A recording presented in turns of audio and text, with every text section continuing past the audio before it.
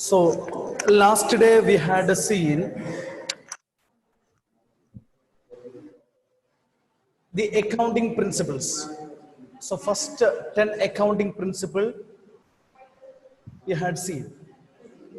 Accounting entity concept, money measurement concept, going concern concept, accounting period concept, revenue recognition, then matching principle, full disclosure principle, and dual aspect principle.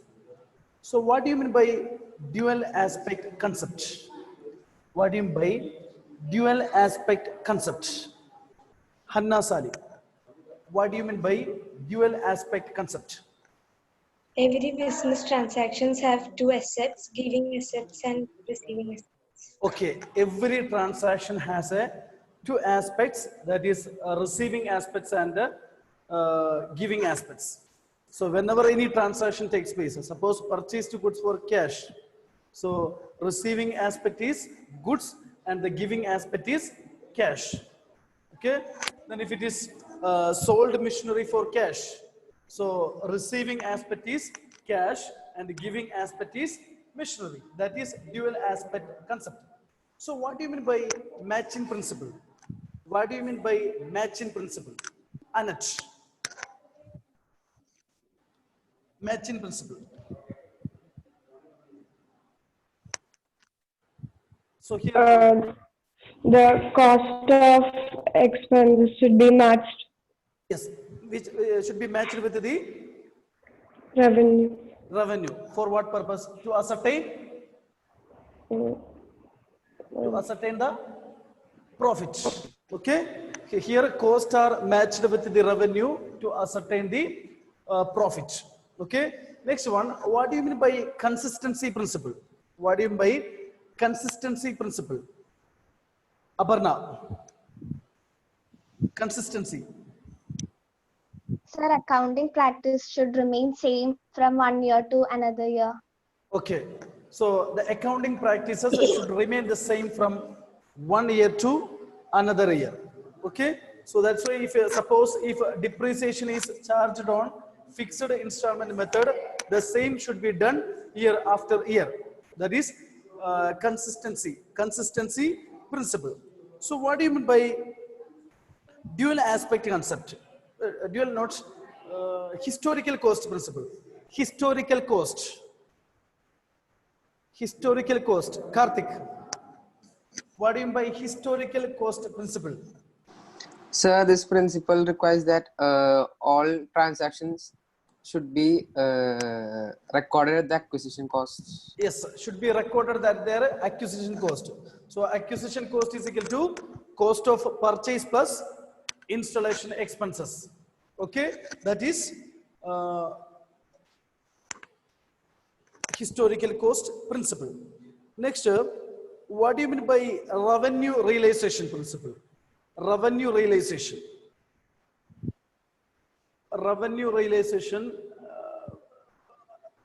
Anjo, what do you mean by revenue realization? When we are getting revenue? When the good reaches to the buyer. Okay, when the goods passes from the seller to the buyer. This concept deals with the point of time at which the revenue is earned. When we are getting revenue at the time when the goods passes from the seller to the buyer. Okay, so today I am going to start the remaining principles. Conservatism principle, materiality principle, concept or objectivity concept or principles. So what do you mean by conservatism principle?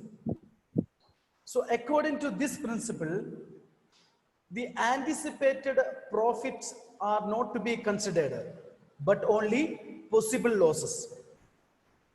Means this is the policy of playing safe. This is the policy of playing safe. Means we are considering we are not considering the upcoming profit. We are considering the upcoming losses. That is conservatism principle, conservatism or prudence concept, or prudence concept. Understand? So conservatism means we are not considering the upcoming profit. We are considering only the upcoming losses, because to play safe. This is the policy of playing safe. Suppose, for example, we are recording provision for doubtful debt. In the profit and loss account, we are recording provision for doubtful debt. It means, suppose if we sold goods on credit to any customer, on credit basis, we sold goods on credit to customer. So sometimes there may be a doubt whether we will get that amount or not. So then what we will do, we will take some amount. Suppose the credit period, the amount we will get in the next year only. So but this year we will write. So this year we will write, this year we will take some amount from profit to write of the provision for, to write of the debtors. Means so suppose we sold goods on credit to one customer 10,000. So we have a doubt whether we will get or not. So what we will do, from this year we will take some amount from profit. Then we will keep as a provision for doubtful debt. Out of that, some amount from profit we will take. So this is a policy of playing safe. So in next year, if they are not giving any amount to us, then also we have no problem, because we kept as a reserve, as a provision from profit. Okay, provision for doubtful debt. Because of this principle only, we are writing provision for doubtful debt in the profit and loss account. Clear? Suppose if we sold goods on credit to customer, sometimes if they didn't give, means we have no problem. From this year, we will take some amount from the profit as a provision for doubtful debt. So next year, if they are not giving, also no problem. If they give, then it will, we have no problem. If they didn't give also, we have no problem, because we kept some amount as a reserve. Okay, that is conservatism principle. Okay. So according to this principle, the anticipated profits, upcoming profits are not to be considered, but only possible losses, because we are considering the losses only. So if we are considering the upcoming profit, means we won't work hard. Okay, so this is the policy of playing safe, that is conservatism concept. So next one, materiality concept. Materiality concept means this principle states that importance should be attached only to the material facts. Importance should be attached only to material facts, ignoring insignificant details. Ignoring insignificant details. So here one question arises: what constitutes material and what constitutes immaterial? So it may left to the discretion of the accountant. Okay, then the Companies Act 1956 permits ignoring of paisa in the financial statements. No need to record the paisa in the journal, ledger, trial balance. So the Company Act permits. Then the tax authorities also permits rounding of income to nearest 10 for tax purpose. Understand? So importance should be attached only to the material factor. So importance, only material factor we have to record, ignoring insignificant details, the details which are not important to the organization. Okay, that is materiality concept. Okay, next one, last one, objectivity concept. Objectivity or verifiability concept, or verifiable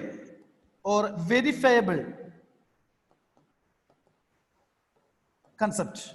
Objectivity concept or verifiable concept. So what do you mean by objectivity or verifiable concept? This concept requires that the entries in the accounting records, and the data recorded in the financial statement. Financial statement means profit and loss account and balance sheet that you will study from the upcoming chapters. Okay, so the entries in the accounting records, the journal, and the data recorded in the financial statement must be supported by some objective evidence.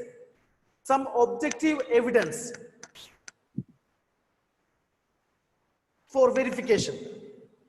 Suppose whenever we are recording the transaction in the books of account, we have to attach the invoice, bill, purchase bill, sales bill, everything we have to attach.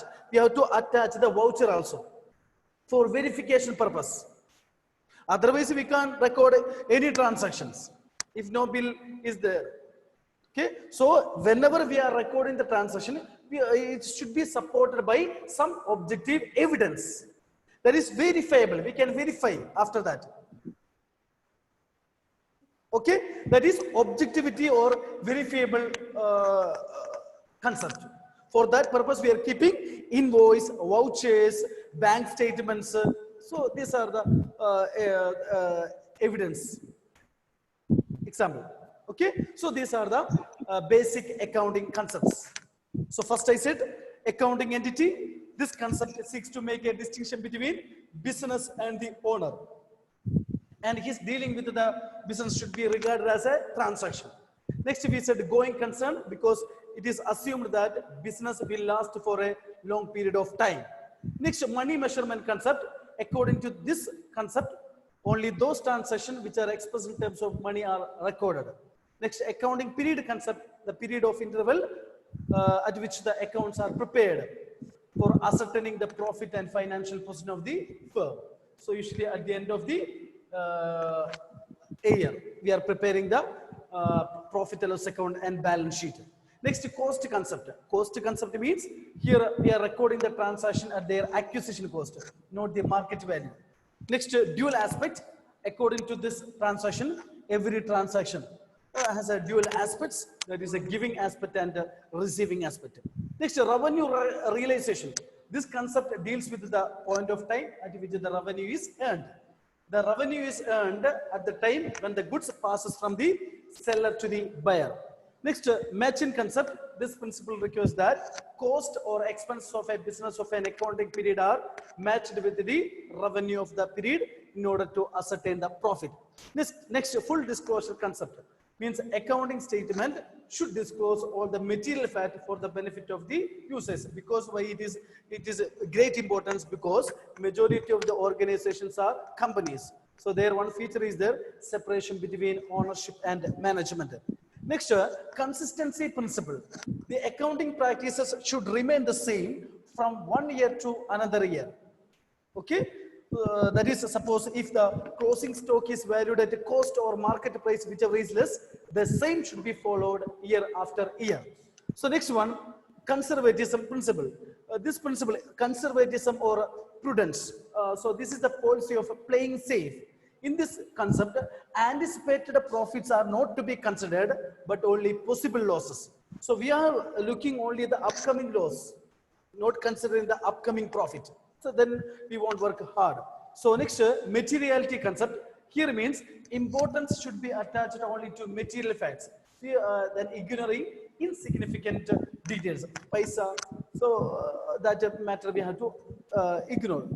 Next one, objectivity concept. Objectivity concept means entries in the accounting records and data recorded in the financial statement must be capable of verification, supported by some objective evidence. Example, invoices, vouchers, bank statement, examples. Okay, so these are the accounting principle. Very important topic. Okay, so it is very important topic. Next one, systems of accounting.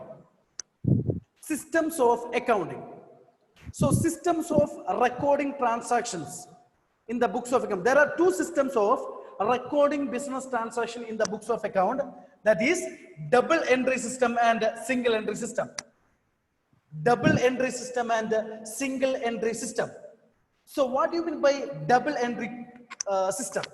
So it is based on dual aspect concept. It is based on dual aspect concept. So what do you mean by dual aspect, Aparna? What do you mean by dual aspect? Sir, all the transaction would have a dual aspect, that is Yes. given So and yes, this is based on dual aspect.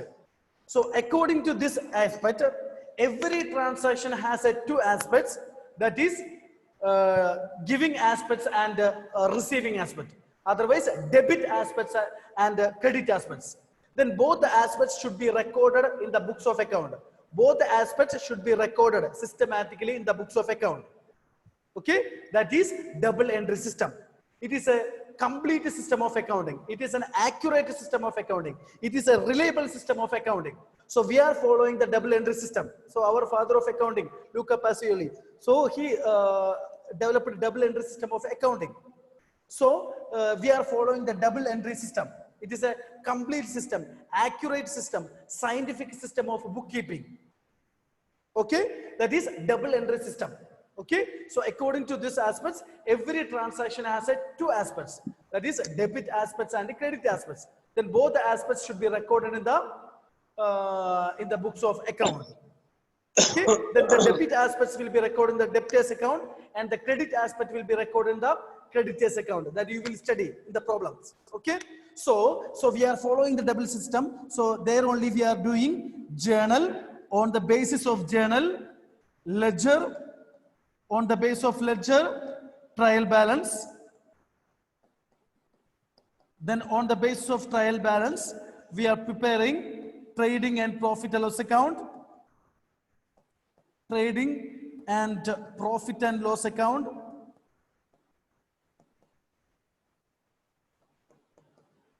and balance sheet. This is double entry system. It is a reliable method of accounting, accurate method, complete scientific method of accounting. Okay, so that is double entry system. Any doubt related with the double entry system? So means for every debit there must be a corresponding credit. For every debit there must be a corresponding credit, and vice versa. Suppose, for example, suppose purchased goods for cash. Journal you will study in the next chapter. So suppose purchased goods for cash. Purchased goods for cash. Journal will be purchase debit to cash. The rule you will study for journal in the next chapter. You have to understand, for every debit, here means purchase is debit. For every debit, there must be corresponding credit. So, second, one more example, sold goods for cash.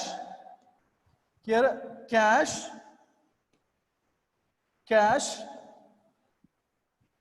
debit to sale.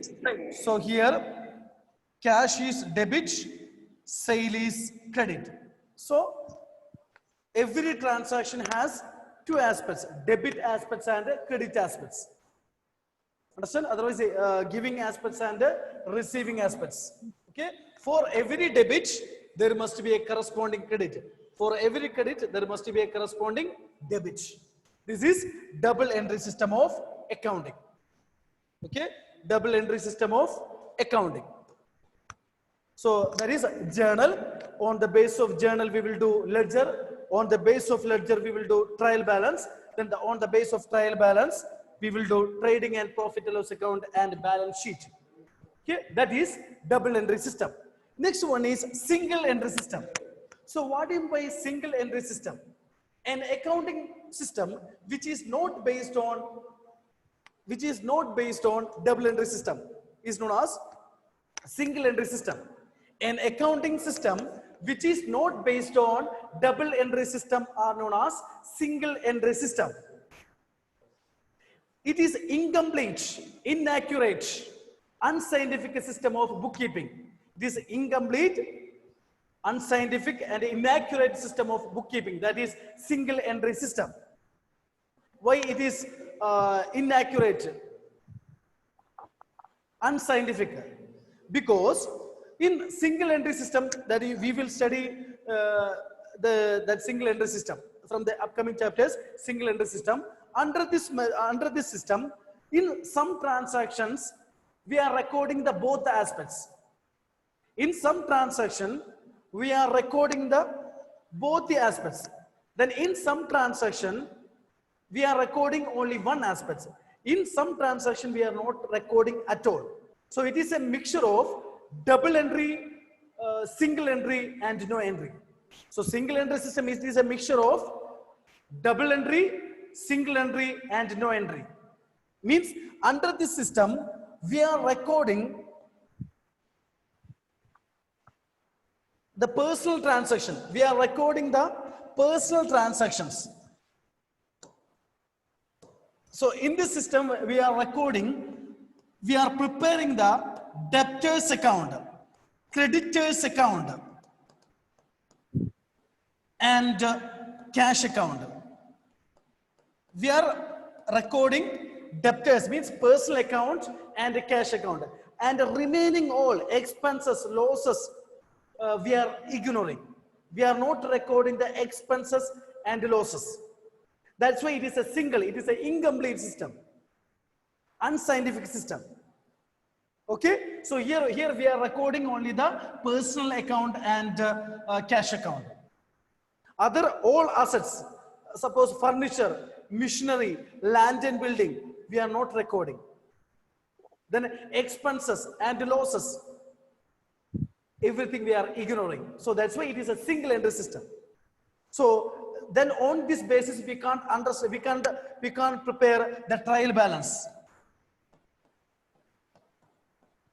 Okay, so we can prepare the trial balance, trading profit loss account, balance sheet, because we are ignoring the expenses.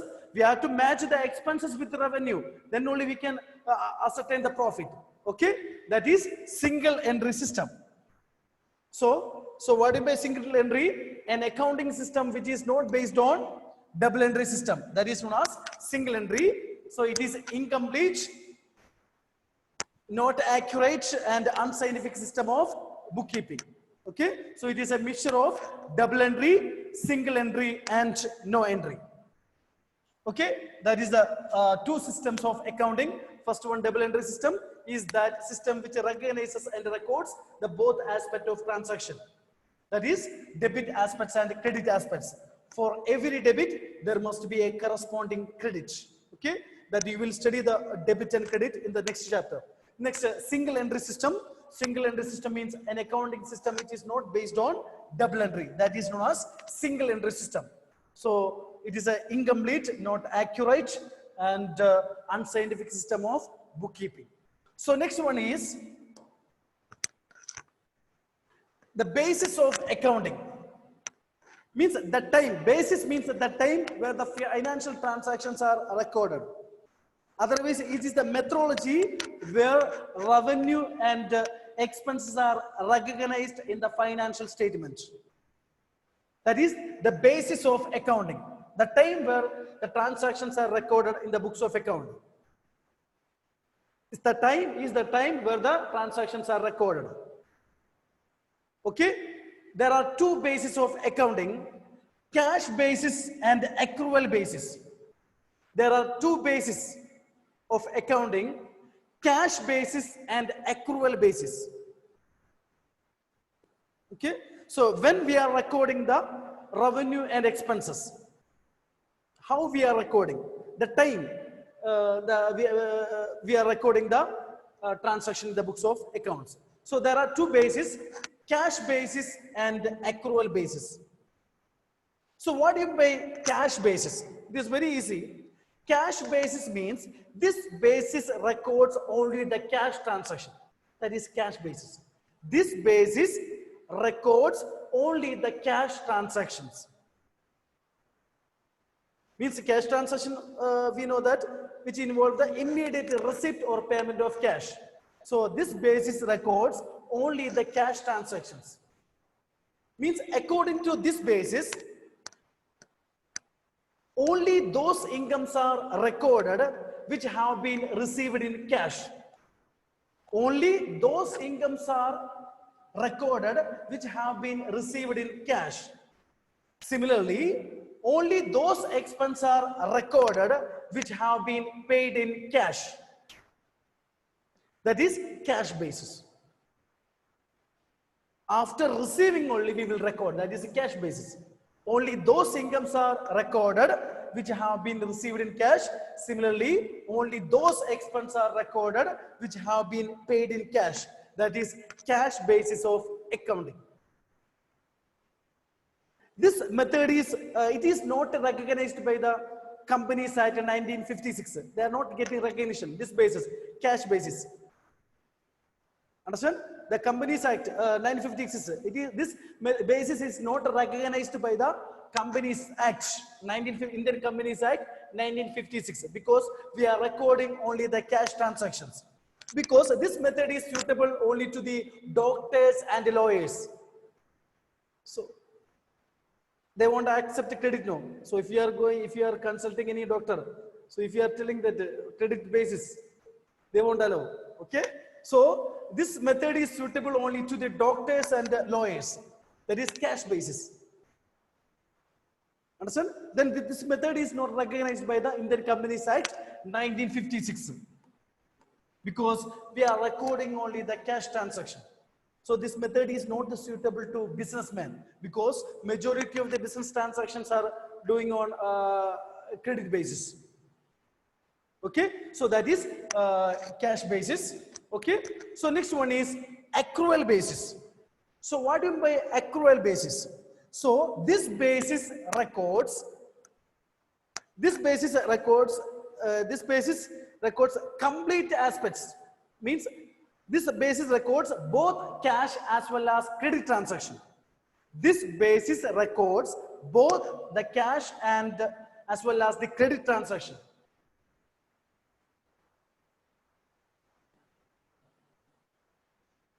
Okay, both cash and credit aspects we are recording. That is which basis? Accrual basis. Means here only those all incomes are recorded. As per this basis, all incomes are recorded whether cash is received from them or not. Whether cash is received from them or not, all incomes are recorded. Similarly, all expenses are recorded whether cash is paid for them or not. Whether cash is paid for them or not. That is accrual basis. Okay, so we are recording all the transaction, means all adjustment. Suppose we studied outstanding expense, current liability, we are recording outstanding expense, then prepaid expense, next year expense, this year expense, next year this year not got, next year expense we paid this year, prepaid expenses, then income received in advance, next year income, this year we received, everything we are recording. Advance, then accrued income, means this year income we didn't get, still we didn't get that income, accrued income, everything we are recording in accrual basis. But in cash basis, we are not recording these transactions in cash basis. So next year only received amount. Next year, this year not got, that we are not receiving, only what we got, that only we are recording cash basis. But accrual basis, we are recording all the adjustments. So to ascertain the correct profit and loss, if you want to ascertain the correct profit and loss, we have to go which basis? Accrual basis. Whether cash or credit, that no need to look. So we have to look at how much transaction takes place in a year. So we have to consider all these items, all adjustments. Then only we will get the correct, we will get the correct profit and loss. That is accrual basis. Then this basis is recognized by the Indian Companies Act 1956. They got recognition. So this basis is suitable to the businessman. This basis is suitable to businessman. But cash basis is suitable to doctors and lawyers. This basis is suitable to businessman. So they have to record both the cash as well as credit transaction to ascertain the real profit and loss. Otherwise, we won't get, if you are following cash basis means we won't get the correct profit or loss because other transaction also we did. Okay, so that is accrual basis. Any doubt related with the accounting basis? So next one is last topic, accounting standards. So we know that, already we know that accounting is the language of business. So each language have certain set of rules. Similarly, accounting also have a lot of rules that you have to follow while recording the business transaction. Okay, so these laws, if the professional body, Indian Accounting Standard, International Accounting Standard Committee, if they codifies, then we have to follow. Then if they insist while recording the transaction, we have to follow this rule, we have to do. Okay, that is, that rules are known as accounting standards. You look at that meaning, accounting standards are the certain set of rules and guidelines based on the principles and the method of accounting to be followed to have uniformity, in terminology. Terminology means words used. Because the basic accounting terms, it is similar to everywhere. Same only. Terminology, then approach and presentation of result. For that purpose, they set up some rules and guidelines. That is known as accounting standards. Okay? So rules and the guidelines based on the principles and method of accounting to be followed. For what purpose we have to follow the standards to have uniformity in terminology. Terminology means the words used, terms, accounting terms, same. Approach, writing, recording, everything same only. Presentation, the presentation also, everything to be same. This is a universal. To make that, we set up some rules and guidelines that is known as accounting standards. So there are a lot of accounting standards are there. So accounting standard 1, disclosure of accounting policies.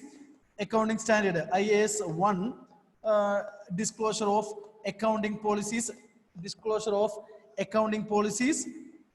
so like that. So how to disclose the accounting policies, so that rules and guidelines related with the disclosure and policy that will specify in that IAS 1.